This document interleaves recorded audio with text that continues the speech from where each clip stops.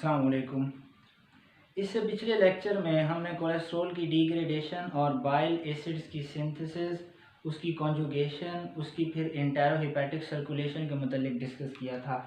आज हम डिस्कस करने जा रहे हैं कि डाइटरी फाइबर का हाइपर कोलेस्ट्रोलीमिया की ट्रीटमेंट में क्या रोल होता है। Role of dietary fibers in treatment of hypercholesterol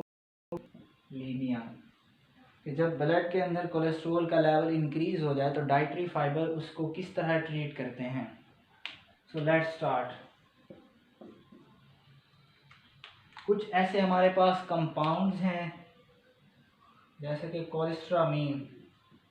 कोलेस्ट्रामीन्स और डाइटरी फाइबर्स। कुछ हमारे पास ऐसे कंपाउंड्स हैं जिनको हम कोलेस्ट्रामीन्स कहते हैं, कोलेस्ट्रामीन्स, और दूसरे डाइटरी फाइबर्स। ये दोनों के दोनों जो हैं ये कोलेस्ट्रॉल को ब्लड के अंदर कम कर देते हैं। हाइपर कोलेस्ट्रोलीमिया की ट्रीटमेंट में ये यूज़ होते हैं। अब ये हाइपर कोलेस्ट्रोलीमिया की ट्रीटमेंट में कैसे यूज़ होते हैं।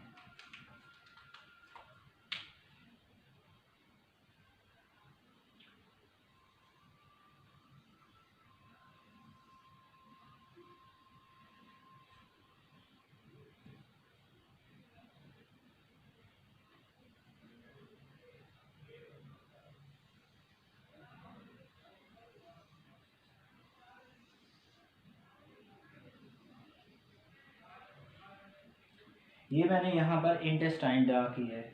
जिस तरह हम पिछले लेक्चर में डिटेल के साथ डिस्कस कर चुके हैं कि बाइल साल्ट्स और बाइल एसिड्स जो हैं वो बाइल इंटेरोहेपेटिक सर्कुलेशन के थ्रू यहाँ इंटेस्टाइन के अंदर आते हैं।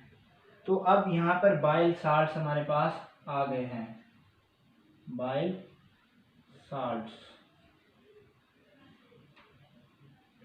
पिछले लेक्चर में हमने, इस लेक्चर को देखने से पहले आपको पिछला लेक्चर देखना होगा। तो पिछले लेक्चर में हमने ये डिटेल से देखा था कि जो नॉर्मल बाइल इधर इंटेस्टाइन के अंदर रिलीज होती है, सिक्रेट होती है, वो 15 to 30 ग्राम पर डे है, और उसमें से सिर्फ 0.5 ग्राम फीसिस में एक्सक्रीट होती है। बाकी 14.5 to 29.5 ग्राम जो है वो रीएब्जॉर्ब्ड हो जाती है। अब वो जो 0.5 ग्राम एक्सक्रीट होती है पर डे, वो कैसे एक्सक्रीट होती है कि वो फीसिस के थ्रू एक्सक्रीट होती है। ये फीसिस के थ्रू एक्सक्रीट हो गई।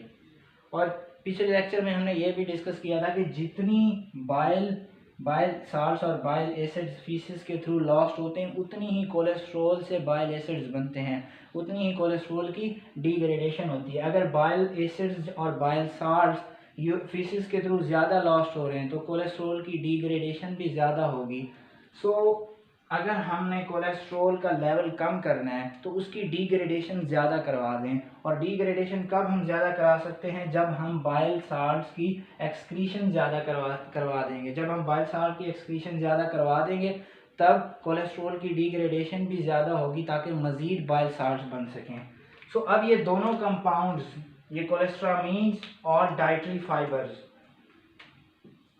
कोलेस्ट्रामीन्स और डाइटरी फाइबर्स, ये क्या करते हैं कि इंटेस्टाइन के अंदर ये इनके साथ बाइंड करते हैं बाइल साल्ट्स के साथ। ये कोलेस्ट्रामीन हो गया और डाइटरी फाइबर्स, ये दोनों इंटेस्टाइन के अंदर बाइल साल्ट्स के साथ बाइंड करते हैं। और जब ये बाइल साल्ट्स के साथ बाइंड करते हैं तो उनकी एक्सक्रीशन को बढ़ा देते हैं।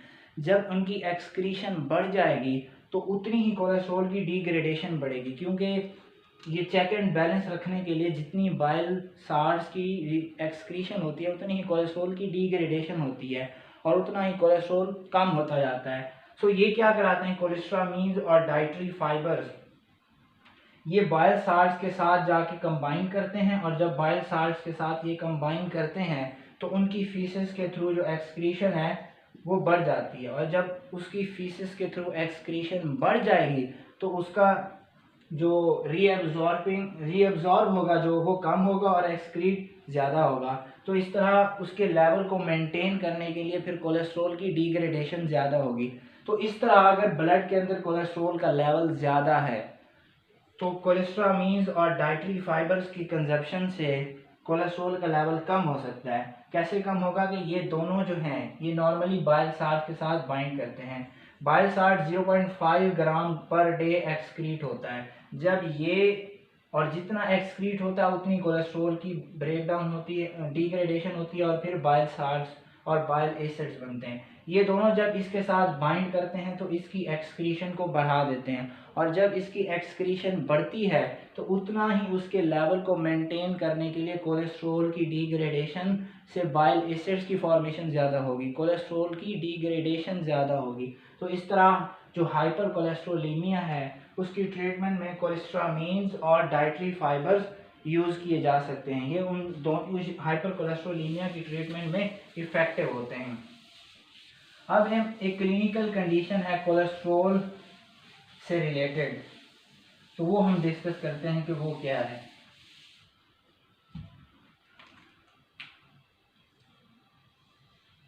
कोलीलिथियासिस। कोलीलिथियासिस। अब कोलीलिथियासिस क्या है? कोलीलिथियासिस का मतलब है कि गाल ब्लैडर के अंदर स्टोन फॉर्मेशन हुई है। तो कोलीलिथियासिस is basically stone formation in the gall bladder. Stone formation in gall bladder.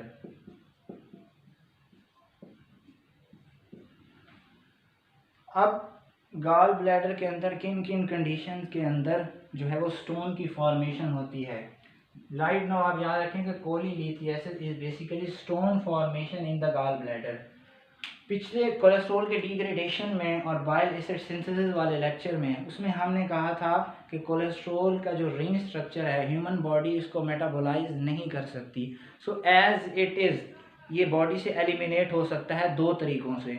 या तो ये बाइल साल्ट्स और बाइल एसिड्स में कन्वर्ट हो जाता है और उनकी स्मॉल अमाउंट फीसेस में लॉस हो जाती है, एक ये तरीका है। दूसरा ये है कि बाइल एसिड और बाइल साल्ट्स के अंदर ये कन्वर्ट नहीं होता, ये डायरेक्टली कोलेस्ट्रॉल की फॉर्म में ही रिलीज होता है बाइल के अंदर और फिर कोलेस्ट्रॉल ही फीसेस के थ्रू लॉस हो जाता है। तो इसमें दूसरा मैकेनिज्म इन्वॉल्व है कि कोलेस्ट्रॉल जो है अब ये बाइल साल्ट्स और बाइल एसिड्स की फॉर्म में कन्वर्ट नहीं होगा, अब इसने डायरेक्ट जो है वो बाइल के अंदर रिलीज होना है। लेकिन कोलेस्ट्रॉल जो है ये बाइल के अंदर सोल्यूबल नहीं है, बाइल के अंदर नॉर्मली सोल्यूबल नहीं होता क्योंकि ये वाटरी मिक्सचर है। तो इसको सोल्यूबल कौन से बनाते हैं? इसको सोल्यूबल बनाते हैं, इसकी कंपोजिशन में हमने डिस्कस किया था, लेसिथिन यानी फॉस्फोलिपिड है, एक फॉस्फेटाइडिल कोलिन लेसिथिन, और दूसरे conjugated acids which are called bile salts, जिनको हम बाइल साल्ट्स भी कहते हैं। कोलेस्ट्रॉल बाइल में तब ट्रांसपोर्ट हो सकता है जब उसके अंदर सोल्यूबल हो, और उसके अंदर सोल्यूबल उसे कौन बनाते हैं? जो उसका हमने कहा था ये वाटरी मिक्सचर है, watery mixture of organic and inorganic compounds. दूसरे कौन से थे? Inorganic compounds. ऑर्गेनिक और इनऑर्गेनिक का ये मिक्सचर है। अब उस ऑर्गेनिक कंपाउंड में हमने कहा था कि एक फॉस्फोलिपिड है लेसिथिन और दूसरा कॉन्जुगेटेड एसिड यानी बाइल साल्ट्स। ये मोस्ट अबंडेंट ऑर्गेनिक कंपाउंड्स हैं। इन्हीं दो की वजह से कोलेस्ट्रॉल जो है ये बाइल के अंदर सोल्यूबल होता है और फिर ट्रांसपोर्ट होता है। अगर ये दोनों कम हो जाएं तो कोलेस्ट्रॉल जो है वो बाइल के अंदर सोल्यूबल नहीं हो सकता, या ये दोनों नॉर्मल अमाउंट में मौजूद हैं लेकिन कोलेस्ट्रॉल की मिकदार बहुत ज़्यादा हो गई है, कोलेस्ट्रॉल का लेवल जो है वो बहुत ज़्यादा बढ़ चुका है। तो जो इंक्रीज लेवल ऑफ कोलेस्ट्रॉल है उसके मुकाबले में लेसिथिन और बाइल साल्ट्स कम हैं, तो ये इस इंक्रीज लेवल ऑफ कोलेस्ट्रॉल को बाइल के अंदर सोल्यूबल नहीं बना सकते। सो अब दो केसेस हो गए कि कोलीलिथियासिस, stone formation in the gall bladder. Gall bladder के अंदर अब स्टोन की फॉर्मेशन के लिए दो केसेस हो गए, या तो ये बाइल साल्ट्स और लेसिथिन कम हो जिसकी वजह से कोलेस्ट्रॉल जो है वो बाइल के अंदर सोल्यूबल नहीं होता। और दूसरा, कोलेस्ट्रॉल ही अगर अमाउंट में ज़्यादा हो तब वो इसकी जो उसको सोल्यूबल करने की एबिलिटी है उससे ज़्यादा हो जाता है, तब स्टोन फॉर्मेशन होती है गॉल ब्लैडर के अंदर। अब वो कैसे होती है?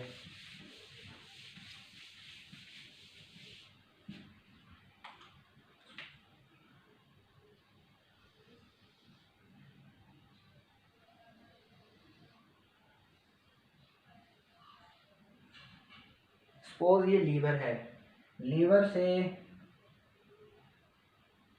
ये डक्ट जा रही है एक,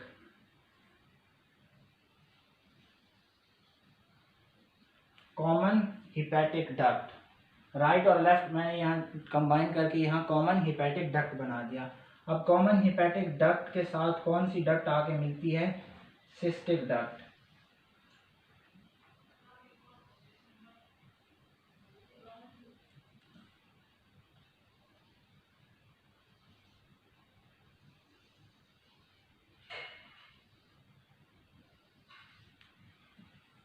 ये लीवर था, लीवर से राइट और लेफ्ट हिपैटिक डक्ट ने मिलके कॉमन हिपैटिक डक्ट बनाई।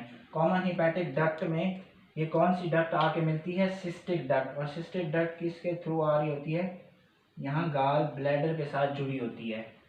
और सिस्टिक डक्ट और कॉमन हिपैटिक डक्ट मिलके ये common bile duct main pancreatic duct में एंटर होती है और वहाँ से इंटेस्टाइन के अंदर आ जाती है। अब सपोज कोलेस्ट्रॉल यहाँ पे बाइल मौजूद है, ये ग्रीन कलर की ये बाइल मौजूद है, ये सारी बाइल मौजूद है ग्रीन कलर की।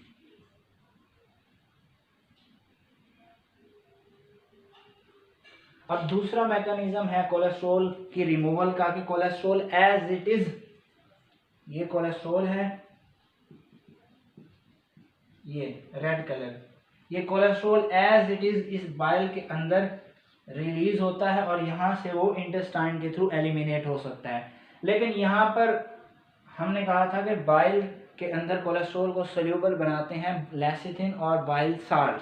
सपोज अगर कोलेस्ट्रॉल जो है वो ज़्यादा है तो जितने लेसिथिन और बाइल साल्ट्स हैं वो इसको सोल्यूबल नहीं करा सकेंगे, पहला केस। दूसरा ये कि कोलेस्ट्रॉल की तो नॉर्मल मिकदार है लेकिन लेसिथिन और बाइल साल्ट्स नॉर्मल से कम है, तो वो जो एक्स्ट्रा अमाउंट है कोलेस्ट्रॉल की वो बाइल के अंदर सोल्यूबल नहीं होगी। अब जब कोलेस्ट्रॉल इधर आ गया तो ये इसके अंदर सोल्यूबल नहीं होगा। जब ये इस बाइल के अंदर सोल्यूबल नहीं होगा तो ये कोलेस्ट्रॉल जो बाइल यहाँ पर आती है, ये गॉल ब्लैडर के अंदर है, जब कोलेस्ट्रॉल इस बाइल के अंदर सोल्यूबल नहीं होगा तो ये गॉल ब्लैडर के अंदर अकोमुलेट हो जाएगा, तो ये वाला कोलेस्ट्रॉल अकोमुलेट हो जाएगा इस बाइल के अंदर। जब ये बाइल के अंदर अकोमुलेट होगा तो ये गॉल ब्लैडर के अंदर स्टोन्स की फॉर्मेशन कराता है, जिसे हम गॉल ब्लैडर स्टोन या कोलीलिथियासिस कहते हैं। ये फॉर्मेशन हो गई। इसका मैकेनिज्म क्या था कि हमने पहले डिस्कस कर लिया है कि जो कोलेस्ट्रॉल है बॉडी के अंदर इसकी मेटाबॉलिज्म नहीं हो सकती, सो इसको बॉडी से एलिमिनेट करना है। एलिमिनेट ये दो तरीक़ों से होता है, या तो इसको बाइल साल्ट्स और बाइल एसिड्स के अंदर कन्वर्ट करा दिया जाए या कोलेस्ट्रॉल ही बाइल के अंदर रिलीज हो और वहाँ से वो एलिमिनेट हो जाए। अब कोलेस्ट्रॉल जो दूसरा मैकेनिज्म है, कोलेस्ट्रॉल जब बाइल के अंदर रिलीज होता है तो उसको बाइल के अंदर सोल्यूबल बनाने के लिए लेसिथिन और बाइल साल्ट्स होने चाहिए। सपोज अगर किसी वजह से लेसिथिन और बाइल साल्ट्स कम है तो कोलेस्ट्रॉल जो बाइल के अंदर रिलीज होगा वो सोल्यूबल नहीं होगा। जब सोल्यूबल नहीं होगा तो वो प्रेसिपिटेट होगा और अकोमुलेट हो जाएगा। पहला मैकेनिज्म अकोमुलेट हो जाएगा और फाइनली गॉल ब्लैडर के अंदर स्टोन की फॉर्मेशन करा देगा। दूसरा ये कि लेसिथिन और बाइल साल्ट्स तो नॉर्मल मिकदार में है लेकिन कोलेस्ट्रॉल ही बहुत ज़्यादा हो गया है। अब जब कोलेस्ट्रॉल बहुत ज़्यादा हो गया है तो जितने लेसिथिन और बाइल साल्ट्स हैं वो अपने हिसाब से तो उसको जितना वो कर सकेंगे उतना तो सोल्यूबल बनाएंगे, बाकी जो एक्स्ट्रा है वो सोल्यूबल नहीं हो सकेगा तो वो प्रेसिपिटेट होगा और अकोमुलेट हो जाएगा। जब वो अकोमुलेट होगा तो फाइनली गॉल ब्लैडर के अंदर स्टोन की फॉर्मेशन करा देगा, जिसको हम कहेंगे कोलीलिथियासिस। अब इसके दो काजेज हमने डिस्कस की, एक तो ये कि जो बाइल साल्ट्स और लेसिथिन कम हो, दूसरा ये कि कोलेस्ट्रॉल ज़्यादा हो। अब बाइल साल्ट और लेसिथिन जो है ये काज जो है ये टिपिकल काज है इस कोलीलिथियासिस का। जो ये वाला है कोलेस्ट्रोल के ज़्यादा होने का, ये इतना टिपिकल नहीं है। जो टिपिकल काज है इस बाइल साल्ट्स के कम होने का वो है कि लेसिथिन और बाइल साल्ट्स जो हैं इनकी डेफिशिएंसी हो जाए, इनकी डेफिशिएंसी से कोलेस्ट्रॉल सोल्यूबल नहीं होगा और फाइनली गाल ब्लैडर के अंदर स्टोन्स की फॉर्मेशन हो जाएगी। दूसरा ये है कि कोलेस्ट्रोल अगर ज़्यादा हो जाए, कोलेस्ट्रोल मतलब बाइल के अंदर ज़्यादा रिलीज़ हो। अब वो किन कंडीशन में होता है? फॉर एग्जांपल अगर आप ड्रग्स यूज़ कर रहे हैं फाइब्रेट्स, कौन सी? फाइब्रेट्स, जैसा कि जेम फिब्रिजोल, फिब्रोजिल, जेम फिब्रोजिल, ये फाइब्रेट्स हैं। ये फाइब्रेट्स ऐसी ड्रग्स होती हैं जो ब्लड के अंदर कोलेस्ट्रॉल और ट्राइएसाइल ग्लिसरॉल का लेवल कम करती हैं, यानी कोलेस्ट्रॉल को बॉडी से रिमूव करने वाली ड्रग्स। अब कोलेस्ट्रॉल को ब्लड से रिमूव एक ही पाथवे के थ्रू किया जा सकता है कि सपोज यहाँ पे अगर मैं एक ब्लड वेसल ड्रा करूँ, ये एक ब्लड वेसल है, इसके अंदर कोलेस्ट्रॉल अब ज़्यादा है, तो इसको बॉडी से, ये ब्लड से बॉडी से बाहर एक ही पाथवे के थ्रू निकाला जा सकता है। वो ये है कि इसको पहले लीवर में भेजा जाए, लीवर से ये फिर बाइल में आए, बाइल से ये इंटेस्टाइन में और वहाँ से फीसिस के थ्रू लॉस हो जाए। तो ये कोलेस्ट्रॉल की रिमूवल का एक ही पाथवे है। तो जब कभी आप ब्लड से ट्राइसाइल ग्लिसरॉल या कोलेस्ट्रॉल को रिमूव करने वाली ड्रग्स यूज़ करते हैं तो वो जो ब्लड के अंदर कोलेस्ट्रॉल का लेवल बढ़ा हुआ था वो उस इंक्रीज सारे के सारे कोलेस्ट्रॉल को लीवर के अंदर आप उठा के रख देगा।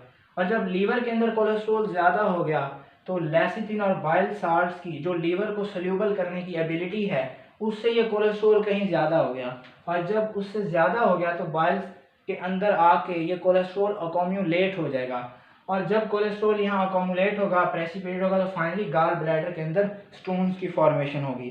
तो पहला काज जो था बाइल साल्ट और उसकी लेसिथिन की डेफिशिएंसी वाला, ये टिपिकल काज है। लेकिन दूसरा भी काज हो सकता है कोलेस्ट्रॉल ज़्यादा हो। वो किन कंडीशन में? जैसे कि आप ब्लड से कोलेस्ट्रॉल को रिमूव करने वाली ड्रग्स ले रहे हैं, फॉर एग्जांपल फाइब्रेट्स, जैसा कि फॉर एक एग्जांपल उसकी दी है जेम फिब्रोजिल, एक ड्रग है। जब आप ये यूज़ करते हैं तो ट्राइसाइल ग्लिसरॉल और जो कोलेस्ट्रॉल है ये ब्लड से लीवर के अंदर ज़्यादा आता है, जिसकी वजह से उसकी एबिलिटी से ज़्यादा हो जाता है, लेसिथिन और बाइल साल्ट्स की एबिलिटी से ज़्यादा होता है, अकोमुलेट हो जाता है, प्रेसिपिटेट होता है, गाल ब्लैडर के अंदर स्टोन्स की फॉर्मेशन हो सकती है। जो कोलीलिथियासिस है यानी गाल ब्लैडर के अंदर स्टोन की फॉर्मेशन, इसमें से जो 85% गाल ब्लैडर के अंदर स्टोन्स बनते हैं वो इस कोलेस्ट्रॉल के होते हैं।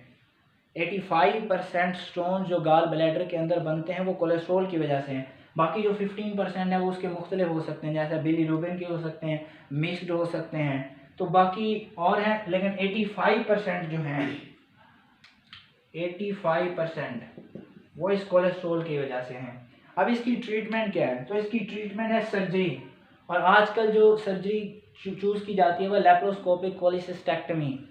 तो उसमें से एक इंसिजन के थ्रू ये स्टोन्स निकालते हैं, तो लेप्रोस्कोपिक कोलिसिस्टेक्टमी ये सर्जरी ऑफ चॉइस है आजकल।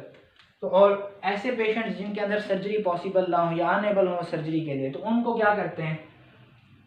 तो उनको हम बाइल साल्ट्स देते हैं, oral administration of bile salts. उनकी ट्रीटमेंट ये है कि हम कीनोडीऑक्सीकोलिक एसिड जो है वो ओरली एडमिनिस्टर करते हैं, क्योंकि वो बाइल साल्ट्स है। तो बाइल साल्ट्स जो है उसने जाके कोलेस्ट्रॉल को इसमें सोल्यूबल कराना है। जब वो सोल्यूबल होगा तो वो स्टोन की फॉर्मेशन नहीं करा सकेगा। तो अगर स्टोन की फॉर्मेशन हो गई है तो उसको दोबारा सोल्यूबल करने के लिए ये बाइल साल्ट्स चाहिए। लेकिन बाइल साल्ट्स जब हम देते हैं तो ये बहुत स्लो प्रोसेस है, कई महीने लग जाते हैं और माल का साल भी लग जाते हैं इसकी रिमूवल में। तो वैसे जो ट्रीटमेंट, इसकी ट्रीटमेंट ऑफ चॉइस है वो है लेप्रोस्कोपिक। वो कौन सी है? Laparoscopic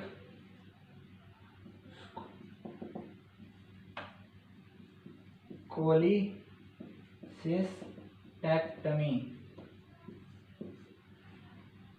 so this was all about the cholelithiasis. आज के टॉपिक में हमने डिस्कस किया कि डाइटरी फाइबर्स और जो कोलेस्ट्रामीन्स हैं वो हाइपर कोलेस्ट्रोलीमिया की ट्रीटमेंट में कैसे यूज़ होते हैं। उसके बाद हमने कोलीलिथियासिस डिस्कस किया, गाल ब्लैडर के अंदर स्टोन की फॉर्मेशन को।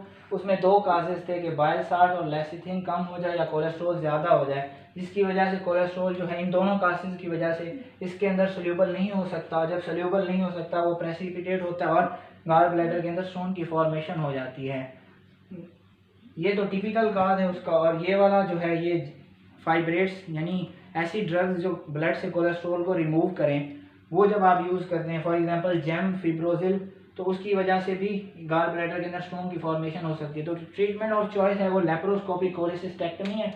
लेकिन वो पेशेंट्स जिनके अंदर सर्जरी पॉसिबल ना हो, जो सर्जरी ना कर सकते हों जिनके अंदर, तो उनको ओरली बाइल साल्ट्स एडमिनिस्टर किए जाते हैं, फॉर एग्जांपल कीनो deoxy cobalamin. So this was all about the कोलीलिथियासिस।